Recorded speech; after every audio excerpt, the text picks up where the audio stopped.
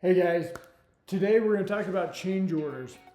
We've made some recent changes to the way that we did change orders since our last video titled Change Orders and Versions. We have a little bit more information in here and different ways that we can address change orders.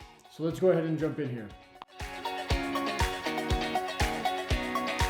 All right, so when we're doing change orders, the way that we do this is we're going to go to a job.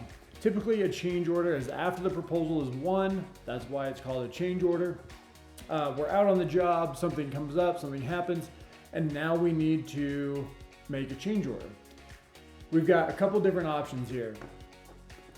Any of these job screens is going to allow me to create a change order. I can get there from a scheduled item by going to the job info, change order. I can get there from the schedule list. I can get there from my job screen by going to jobs. Doesn't matter. There's 101 ways to get there. My preference is if this is on the schedule for today or this week and there's a change order, I'm going to the schedule to find it because I know when it's scheduled. I know where it is. So click on the schedule item, go to job info, and then here's my change order. I've got multiple different options now. If I click on create change order, it's going to ask me, what kind of change order do you want to create? Do you want to create a new change order proposal? How this works, this is the flow that we had previously. When I click create new change order, this is going to create a separate proposal. It'll be titled CO1 or whatever the number change order this is. Change order 1, where I can make changes or I can add a separate proposal for incremental amounts. You can't have negative proposals, so you're not going to, if you need to deduct something from this, you're not going to go with this option. If you're going to increase the proposal, then I'm going to go with this option. If I go with this option, this is just going to be for the incremental aspect of it. This isn't going to be for the total amount plus the incremental. So if I click this button, it's going to ask me two things. Do I want to add separate job to the scope? Meaning maybe I had a mill and pave proposal, and now they say, I want you to stripe this as well. So that is a scope of the work that was not included in the original. So I would click this, and what this does is it creates a new change order proposal, and that's going to be a blank proposal, meaning that I can add the striping line item to the proposal without the extra stuff that I already had. So I'm going to add the striping, I'm going to send it back out for signature and win it, okay? If I do make changes to existing, this is going to open back up. It's essentially going to create a change order proposal that's a duplicate of the original. Meaning, if I had a milling and paving example, like I just said, it's going to duplicate. It's going to have change order 1 with mill and pave line items. And maybe they just increase the scope by 5,000 feet. So I change the job size to 5,000 feet on both of those, verify my cost, and send it back out for signature. So I have the original proposal, and then I have change order 1 proposal with the incremental 5,000 feet. So I have two different proposals. They can be scheduled independently, separate jobs, separate billing, however you want to do that.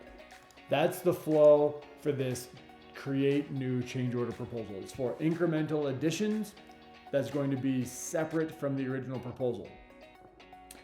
If I want to change the underlying proposal, so I just want to change the existing proposal so I don't have a second proposal out there, then I can do change existing. What's going to happen is because there's jobs scheduled, there's phases of this work scheduled for this job already, it's going to ask me, how do you want to handle the phases of work that are already scheduled? Do you want to leave the job scheduled on the calendar, or do you want to remove those jobs from the calendar because this change order is different enough that you're going to have to reschedule and shuffle it around? You have that option. If I remove the jobs from the schedule, it's going to do just that. All of the phases that are currently scheduled will be removed. It'll take me back into that proposal. I can make the changes that I want. And then when I win that, my job will just show up over here on the left-hand side to reschedule. Everything will be in a to be scheduled option at that point. If I leave job scheduled, all of the existing phases will be scheduled on the calendar. Whatever changes that I make to the proposal, I'll give you a couple examples of this. We're not going to go through every workflow of this. It'll take way too much time, but I'll give you a couple examples of this right now. Leave job scheduled. Let's say I have a mill and pave. Same example that we've been using, 10,000 square feet. I leave job scheduled. I go back into the proposal, and now I'm just going to increase that from 10,000 plus 5,000 to 15,000 because now I'm editing the existing proposal. So I've got 15,000 mill, 15,000 pave. When I win that proposal again, then the jobs will remain as scheduled. The only thing that's going to change is we will automatically update the work order and the information in the mobile app to reflect the incremental amounts for that job. So we just went from 10,000 to 15,000. The tonnages will change, maybe the equipment, the labor, whatever you change in that proposal will now change associated to that 15,000 square feet versus the 10,000 that it originally was. If I change the existing and now have a mill and pave and a stripe, what's going to happen is my mill and pave will stay on the calendar as currently scheduled, but over here in the left-hand bar, I will see, if I expand this, I'll have a mill and pave and I'll have a new striping item there that I can then schedule. So we'll check to make sure that everything stayed the same. We'll add the striping phase, and now I can schedule my striping phase as well. So the job will go back into to be scheduled status, so that because I have that striping phase now that I added that needs to be scheduled. So then I can schedule that onto the calendar. One more example here is, let's say I have I'm going to change the example a little bit, a mill and pave and stripe original proposal, okay? And I leave job scheduled. I have all three of those phases scheduled, mill, pave, stripe. I go back in and they want to remove the striping off the bid, okay? I'm going to remove that striping line item. When I win that, the striping line item will be removed from the calendar, removed from the job, but the milling and paving items will remain. So the numbers, all of your numbers for like job totals and proposal totals, they're going to adjust, and it's going to allow you to remove things from that proposal as well. So a quick recap. When I click create change order, if I want a separate proposal that's change order 1, that is for an incremental amount of change, I want to do this create change order proposal. If I want to just change the underlying proposal and either add or remove items from the existing proposal, then I want to do change existing proposal. You can still add a separate job or stage that's called change order. You can change the name of each line item within the existing job to say change order, update the statement of work to say change order included 5,000 square feet extra, right?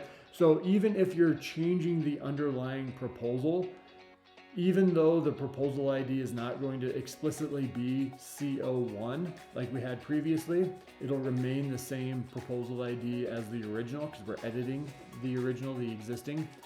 You can still call out change orders in the job name, in the item name, in the item description, or add separate items or jobs to that proposal.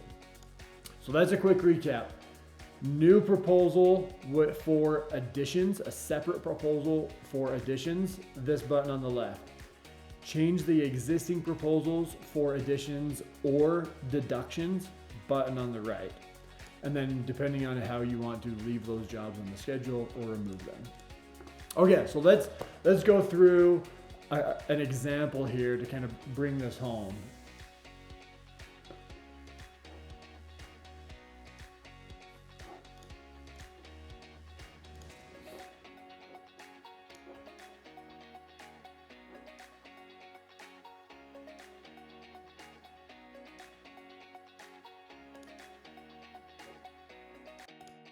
Okay, so I'm on this job.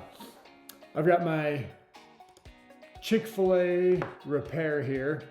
And if I look at this job info, we're gonna grade, we're gonna do some paving here, then we're gonna crack seal, and we're gonna seal coat. So we're gonna come in, we're gonna do some grading and paving, then we're gonna crack seal and seal coat the whole thing and get it looking nice.